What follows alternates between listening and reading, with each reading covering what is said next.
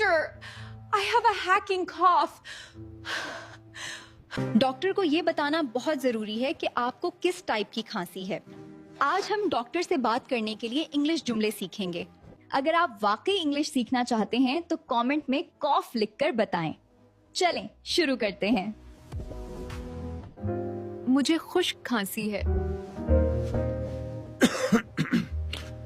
I have a dry cough. مجھے بلغم والی کھانسی ہے. I have a cough with phlegm.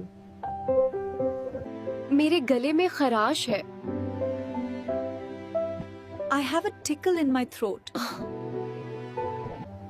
یہ ایک شدید اور اونچی کھانسی ہے. It is a hacking cough. میری کھانسی رک نہیں رہی. I cannot stop coughing. رات کو کھانسی زیادہ ہوتی ہے. The cough is worse at night. کھانسی میں خون آ رہا ہے. I am coughing up blood. مجھے کھانسی کا سیرپ چاہیے. I need cough syrup. Video کو اپنے فرینڈس کے ساتھ شیئر کر دو اور مزید انگلش سیکھنے کے لیے لرن انگلش ڈیلی کو فالو کر لو.